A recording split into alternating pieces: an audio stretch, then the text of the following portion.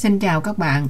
Hôm nay có chị bạn tới nhà chơi, chị thích món bánh này nên mình với chị cùng làm cho vui. Đó là một món bánh bình dân, dễ làm, dễ ăn, xin trình bày cùng các bạn. Loại bột chính cho cái món bánh này là bột năng.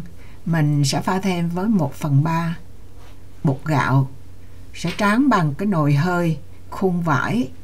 Vỏ bánh sẽ trong, mềm và nhìn đẹp mắt. Làm cấp tốc cho nên mình xài bột mua, nhân dừa cũng mua luôn. Bạn có thể ngâm bột hoặc là dừa bào ra cũng được. Mời các bạn theo dõi cách làm của chị em mình. Trước tiên là mình sẽ làm nhân. Nhân thì mình làm 200g đậu xanh khô đem ngâm qua đêm, rồi xả rửa cho sạch, rồi 200g dừa ngào đường. Nếu mà bạn không có dừa ngào đường thì bạn có thể xài dừa bào, rồi cho vô 70g đường rồi mình xào. Bây giờ thì đậu xanh sau khi ngâm xong rồi xả rửa sạch đó, mình bỏ vô cái nồi Instant Pot này mình nấu nó nhanh hơn. Nhưng mà nếu bạn không có nấu nồi Instant Pot ấy, thì bạn nấu có thời gian cỡ gấp 3 lần. Mình nấu cái nồi Instant Pot này cỡ 5 phút. Bỏ vô trong cái sửng. Vì cái sửng này nó có lỗ cho nên bỏ cẩn thận không thôi nó rớt cái đậu xuống ở phía dưới. Dùng đồ để che cái lỗ nó lại cho nên mình lượt qua cái phần đó. Bây giờ là xong rồi ha, mình sẽ chuẩn bị là nấu thôi. Nấu thì mình sẽ chọn nó là steam, rồi normal.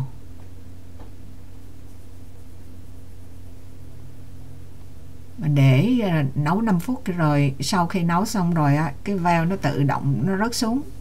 Chứ mình không cỡ 15-20 phút gì cũng ở trong nó từ từ nó nguội rồi veo rớt xuống là được, rồi mình lấy ra thôi. Đó, mình nấu 5 phút. Nếu mà bạn nấu nồi thường á, thì hấp cỡ 15 phút. Bạn thấy nấu kiểu như vậy nó rớt xuống nữa. Nấu như vậy thì cái bột nó khô, cái hạt đậu á nó khô vừa tới luôn, hợp với cái loại bánh này. Mình sẽ dùng cái loại sweetened coconut này.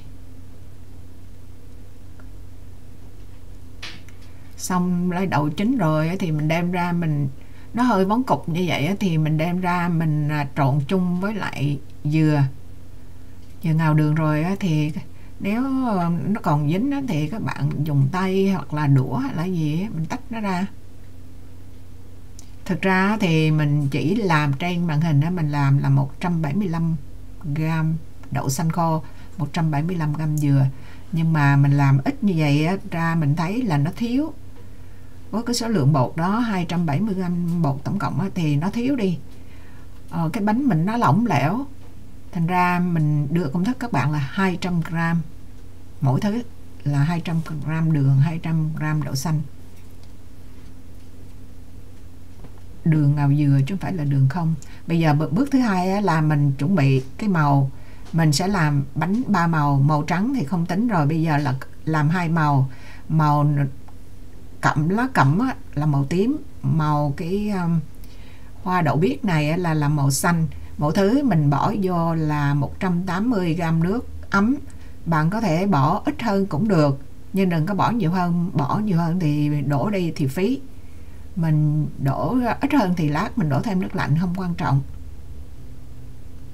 Mình hòa nước lạnh cũng được mà nó lâu hơn một chút, còn hòa nước ấm thì nó mau ra. Tại mình làm gấp thì mình đổ nước ấm thôi. Bây giờ bước thứ ba mình là pha bột.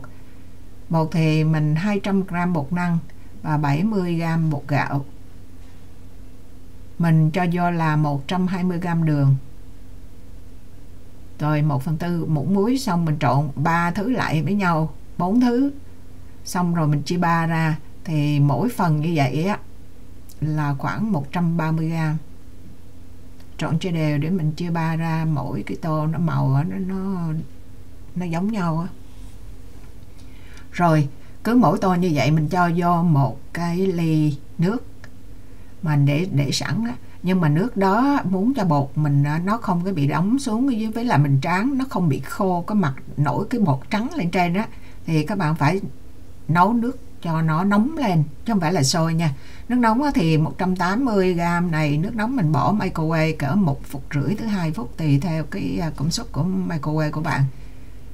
Thì mình đem ra nước nóng tức là mình thò tay vô được. Còn nước ấm thì nó mới chỉ ấm ấm thôi. Mình đánh cho nó tan ra, rồi mình cũng phải để cho bột nở, tức là mình để ít nhất là 30 phút cho bột nó nở. Xong rồi cái bước thứ tư là mình chuẩn bị cái khuôn thì mình xài cái nồi nhỏ này cỡ 22-23 cm đường kính. Mình sẽ niền nó với cái đồ mà niền, các bạn có thể mình đưa cái link cho các bạn mua. Rồi các bạn để ý trên màn hình á, cái đồ mình làm á, cái lỗ của nó không có đủ. Đó, coi chỉ một cái khe nhỏ nhỏ bên tay trái á, bằng dòm á, đó là một cái vấn đề. Mình làm mấy cái đầu bị hư hết là nó không có chín bột, hơi nó lên không đủ mà mình không có tìm ra nguyên nhân. Thế là cái này mình sau rồi mình tìm hết mọi thứ rồi mình thấy đổi lại cái lỗ bự chát như vậy á thì bánh gỡ ra tỉnh queo. Bây giờ thì mình đang vô làm bánh, là cái bước thứ 5. Mình làm bánh là màu trắng trước, rồi mình bỏ khuôn vô. Bạn thấy không, nhưng mình bỏ vô nó ít, thành ra cái bánh nó hơi bị lỏng lẻo. Đó là lý do tại sao mình tăng công thức lên, để cho các bạn làm cho nó đẹp hơn á. Đó, mình không dám bỏ nhiều, bỏ nhiều nó hết nó nhân. Đó, mình cuốn lỏng lẻo lẻo như vậy nó không có đẹp cái đòn bánh của mình. Ở trên cái tray mà để mình bỏ bánh ra thì mình quét một lớp dầu ở dưới. Thì khi mình cuốn xong cái bánh đó, mình ra mình lăn một cái là mình khỏi quét dầu trên cái cuộn bánh mình, mà chung quanh nó vẫn bóng cái bánh, với lại giữ cho cái bánh mình đỡ khô á. Các bạn thấy thiếu nhân á, thành ra cái bánh nó hơi bị. Cái này là chị bạn mình quay, mà mình thì không có thích quay luôn cái con người của mình vô. Bạn thấy áo quần mình mặc kỳ lắm, đổ lông đổ lá tùm lum, nhìn á, nếu mà mình biết mà mình dính vô video vậy á, mình thay áo rồi, đồ mặc ở nhà mà, thành ra mình cắt hết trơn, cắt chỉ chừa lại những cái chỗ mà cần thiết như vậy thôi. Bạn thấy mình làm cái bột năng này á nhiều, thành ra cái cây gỡ nó hơi dính á, mình phải dùng cái khăn mình nhúng nó không có trôi đi, thành ra mình phải dùng khăn ướt mà mình lau. Và cái tay mình cũng lau cái tay để cho khi mình cầm cái bánh lên nó không bị dính á. Cái tay mình cũng hơi ướt khi mình gỡ bánh. Mình không có mang găng tay, bởi vì làm này mang găng tay là vô phương đối với mình, nó lung tung đủ thứ chuyện á. Đó, mình để một cái khăn ướt bên, mình lau luôn cái đồ mà gỡ bánh, rồi lau cái tay mình luôn. Cái ly nước đó thì cái cần đó thì mình nhúng tay mình vô luôn. Đó, bạn thấy cái bánh nó mỏng dính mà nó không có rách, nó mảnh, tại vì bột năng nhiều là nó dai kinh luôn á. Nó dai nhưng nó mỏng, rồi mình bỏ nhân mà hột rời mình ăn á, bạn không có cái cảm giác gọi là quá dai, nó quá mềm thôi. Đó là cái bánh nó cái kiểu bánh làm nó làm ra ngon á. Trung bình đó là cái khuôn nồi mà 22-23 cm này á, thì 100g bột bạn sẽ làm ra được 10 cái bánh. Bây giờ 270g bột, tổng cộng bột năng bột gạo á, thì mình làm ra cỡ 27 cái bánh là trung bình. Rồi ví dụ như bạn tráng mà lỡ đổ nhiều hoặc là đổ ít thì nó bớt, nó thêm gì đó. Nếu mà bạn lăn nó mà hết dầu dưới này nó mình có thể thoa thêm. Đó, mình chú kỹ là một cái là bánh đổ nhân chừng đó. Đúng ra là nó gấp nó hơn cái đó 25% nữa thì được. Bây giờ thì mình cỡ dùng một muỗng canh mè mình rắc lên mặt. 2, 4, 6, 8, 9, 3 cái 27, 24, 2, 4, 6, 8, 9, 2, 4, 6, đó, 27 cái đó. Còn có 2-3 cái hư mình lẫm rồi.